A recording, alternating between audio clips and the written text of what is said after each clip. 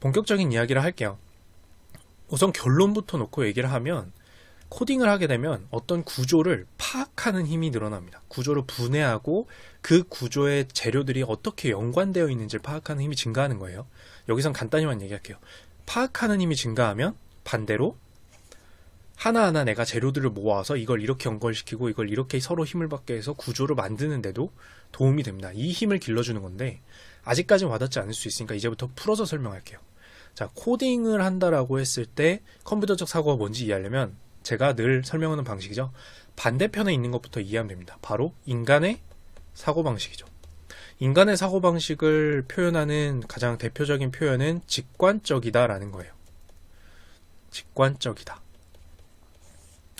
이것조차도 잘 안 와닿을 수 있기 때문에 조금 심플하게 얘기를 해보면, 자, 이 생각에서 저 생각으로, 즉 A라는 생각을 하다가 B라는 생각으로 번뜩번뜩 하듯이 옮겨 다니기도 하고, 이게 무슨 뜻이냐면요, A라는 개념이랑 B라는 개념의 경계가 모호한 거예요.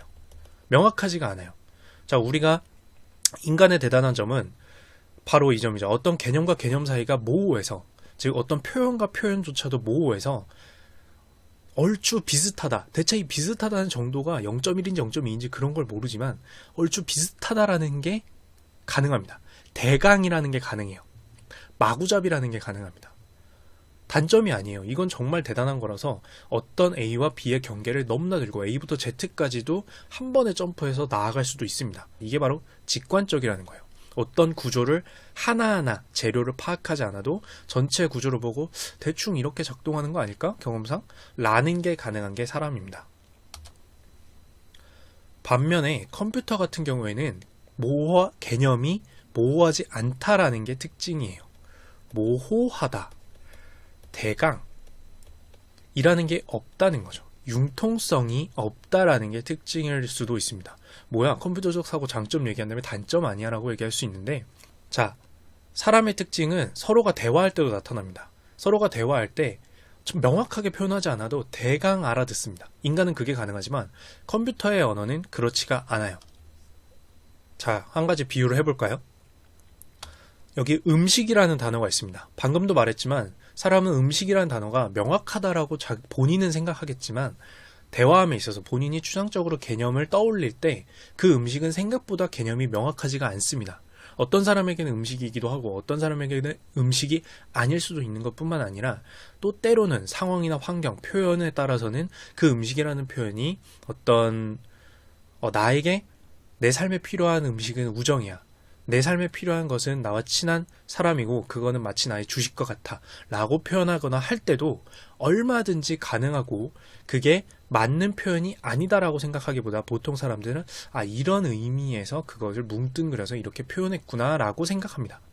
심지어 방금과 같이 뭉뚱그려서 말했구나라는 과정조차도 논리적으로 생각하지 않아도 상대는 알아들어요. 인간이라면. 그쵸? 그렇기 때문에 생각보다 인간의 어떤 개념은 정말로 모호합니다. 마구 넘나들 수 있고 심지어 상대방이 표현하는 음식이라는 단어의 문장에 따라서는 상대가 진짜로 먹을거리를 표현하는데도 나는 딴 걸 생각할 수도 있어요. 그렇겠죠? 자, 이게 인간의 특징인데 컴퓨터 언어는 어떨까요? 이건 정말 제가 정말 심플하게 표현을 한 겁니다. 자, 근데 컴퓨터에게 음식이라는 건 일단 사람이 정의를 내려줬겠죠. 자, 섭취 true, 섭취가 가능해야 하고 그 성분 구성화에 성분이라는 내용으로 들어와야 됩니다. 또는 이 안에는 성분이 몇 가지이고 또는 그 성분 중에 들어가면 안 되는 성분이 있다든지 제가 여기다 적어놓지 않았지만 또는 칼로리라는 항목이 존재를 해야 한다든지 또는 어떤 항목은 존재하면 안 된다라든지가 이미 모두 다 규정이 되어 있습니다.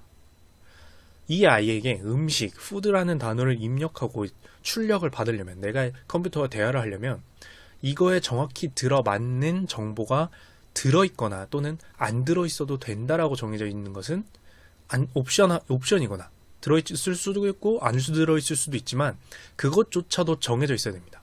즉 이 아이에게 만약에 이런 식으로 정보가 할당이 되어 있다라고 하면 얘는 섭취가 false, 즉 섭취할 수 없는 것은 절대 음식으로 받아들이지 않습니다. 상대의 감정이나 이런 거에 따라서 그걸 음식으로 표현했을 수도 있겠다 라고 하지 않아요. 우정이나 사랑을 섭취 true로 받아들이지는 않는다는 거죠. 이 정도로 엄청나게 명확합니다. 그리고 논리 구조죠. 그것은 섭취가 false, 섭취가 안 되는 것이기 때문에 음식이 아니야 라고 명확하게 칼로 자르듯이 해버립니다. 이렇게 들으면 뭐야 지금 계속 단점 얘기하는 거야? 라고 할 수 있는데 절대 그렇지 않겠죠. 사람과 사람이 대화하는 걸로 생각한다면 당연히 불편할 겁니다. 하지만 이런 거예요. 컴퓨터적 사고를 설명하기 위해서 계속 이야기하는 거예요. 자, 사람이 사과를 먹는다라고 생각을 해봅시다. 제가 지금 물을 마신다라고 해볼게요. 자, 물을 마셔요. 이렇게 하는 것처럼 자, 사과를 마신다. 물 마시고 싶어서 마셨어요. 그 사과를 먹는다라고 하면 자, 뭐 보고 짚고 내 입에 들어간다라는 논리적 과정을 생각한다고 생각하겠죠. 본인이. 지금 제가 얘기했으니까. 하지만 그것도 굉장히 직관적이고 대충 처리하는 겁니다. 인간은 뇌에서 그렇게 자라져 있어요. 여태까지의 성장 과정이 경험이나 이런 것들을 통해서 대충 처리할 수 있도록 뭉뚱그려서 처리할 수 있도록 되어 있습니다. 무언가를 짚는다? 그것이 사과를. 그렇게 되면 힘은 대강 이렇게 줘서 뭐 이렇게 대강 숙련에 의해서 기능을 하는 거예요. 뭔가를 짚고 들어서 입에 넣는다라는 게 많이 하면 많이 할수록 더 빠르게 할 수 있겠죠. 그게 연습이라는 거고요. 하지만 연습함에도 불구하고 실수가 나옵니다. 왜냐하면 대충 처리하니까. 근데 컴퓨터는 이 과정을 어떻게 할까요? 컴퓨터가 인간이라면 완전히 컴퓨터적으로 움직이는 인간이라면 어떻게 할까요? 자, 우선 본다. 사과가 어디인지 위치를 확인하고 이 좌표가 정확히 어딘지 알아야겠죠. 내 앞에 뭐 몇 센티미터, 몇 밀리미터 앞에 있고 내 오른손 대비해서 몇 밀리미터 앞에 있기 때문에 자, 이두박근이 처음에는 수축하면서 팔을 들은 다음에 삼두박근이 일단 신축을 늘리면서 손을 앞으로 뻗어야겠죠. 그쵸? 그러면 이때는 둘 다 근육이 삼두박근이 쪼이면서 여기 삼두박근이 쪼이면서 이두박근이 늘어나고 관절이 어느 정도로 가동을 하기 위해서 힘을 준 다음에 손가락을 펼쳐서 각 5개의 손가락에 모두 근육을 어느 정도의 힘으로 준 다음에 짚고 다시 이두박근이 힘을 어느 정도로 당겨서 주면서 삼두박근의 신축 힘을 빼고 이 관절이 어느 각도로 움직이느냐조차도 따진 다음에 턱관절이 얼마 정도로 벌려져서 사과의 크기를 보고 사과의 크기에 따라서 입에 넣고 얼마의 힘으로 씹는다. 왜냐면 혀가 나와 있을 때 씹으면 안 되니까 혀를 넣는다. 혀는 교정한다. 이런 것까지도 지정을 하는 것이 바로 컴퓨터입니다. 자, 이거를 계속 다루게 된다라는 것은 어떤 파워를 가지게 될까요? 방금 이야기에서 하나가 개별적으로 움직이지 않아요. 내가 팔을 뻗는다라는 것은 삼두박근의 힘을 주면서 몇으로 주면서 이두박근의 힘을 여기에요.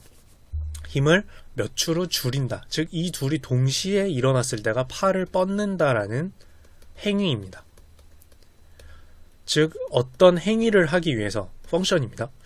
어떤 행위를 하기 위해서 어떤 것들이 어떤 순서로 심지어 동시에 일어나는지 동시는 없기 때문에 몇 초 간격으로 서로 일어나는지 이런 것들을 하게 돼요.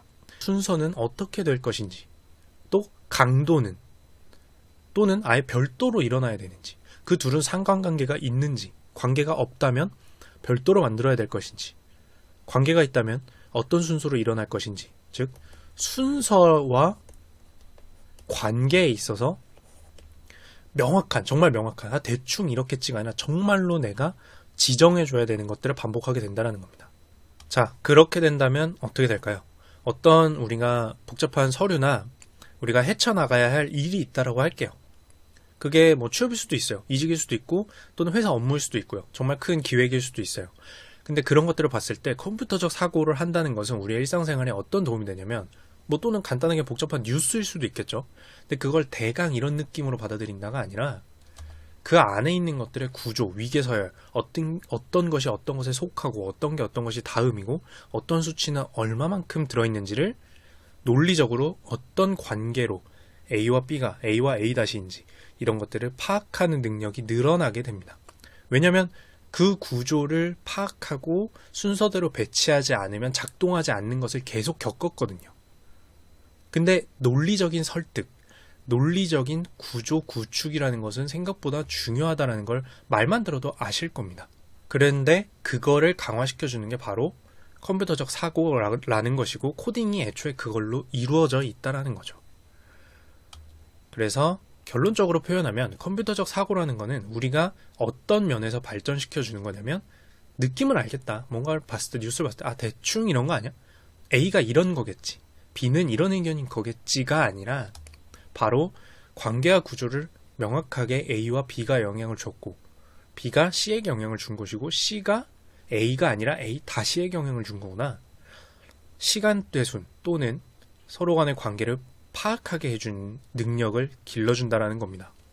자, 그래서 결국 우리가 사과를 먹는 것조차도 컴퓨터적 사고를 해보면 전 과정에 있어서 어떤 부분을 놓치면 내가 사과를 떨어뜨릴 수가 있기 때문에 그런 것들을 설정하는 것이고, 뭐 쉽게 얘기하면 왜 기계팔이라는 게 만들기 힘든지, 왜 걷는 기계를 그동안 만들기 힘들었는지, 지금은 있습니다. 네, 걷는 기계라는 걸 그동안 만들기 힘들었는지도 알 수가 있게 된다는 거죠. 사람은 대충 파악해서, 이것도 뛰어난 능력입니다. 어느 정도 비유사하게 할 수 있는 것들을 기계는 명확하게 지정해 줘야만 하지만 그만큼이나 기계를 다루게 되면 명확한 논리 구조를 파악하고 구축하는 힘이 늘어난다라는 겁니다. A부터 Z까지의 순서와 관계를요. 그래서 이제 엑셀만 열심히 다뤄보아도 이제 여러분들이 듣게 될 얘기예요. 또는 이미 들으셨겠죠. 컴퓨터는 잘못이 없다. 원하는 결과가 나오지 않는다라고 하면 내가 잘못 작성한 것이다. 저는 제가 들었죠, 당연히. 예. 처음엔 그게 이해가 안 가는데요. 예. 대부분 컴퓨터는 잘못 없습니다. 제가 잘못했던지요. 아니면 최악의 경우더라도 이 컴퓨터를 만든 사람이 잘못한 거예요. 왜냐면 이건 A는 A고 B는 B입니다. 이 둘이 A가 B로부터 보내게 만든 것도 사람이기 때문에 결국에는 컴퓨터는 시킨 대로만 했을 뿐이다 라는 의미에서 이 얘기를 하는데, 그만큼이나 컴퓨터가 논리 정연한 기계고 그걸 다루게 된다는 게 결국 논리와 구조를 다루게 된다는 거라서 그걸 공부한다는 게 바로 이런 의미에서 도움이 되고 사람을 발전시켜 준다 라고 이해하시면 될 것 같습니다. 그리고 마지막으로 이 말을 좀 해야 될 것 같아요. 컴퓨터적 사고가 사람을 발전시켜 준다라고 제가 은연중에 표현을 했지만, 하지만 그거는 사람인 채로 그 컴퓨터적 사고를 하기 때문입니다. 사람은 기본적으로 직관적이기 때문에 컴퓨터적 사고를 함으로써 보완을 하는 형태인 거예요. 그런 의미에서 좋다는 거고, 그리고 한 가지 더, 컴퓨터적 사고, 즉 코딩을 하게 되면 사람이 왜 어떤 장점을 갖고 있는지도 알 수 있습니다. 즉 인간의 사고라는 걸 이렇게 활용하라는 거구나. 다른 건 컴퓨터를 하는 게 낫네. 반대로 컴퓨터는 이걸 하기 때문에 인간은 이런 걸 해야 되네 라는 걸 깨달을 수가 있는 거라는 거죠.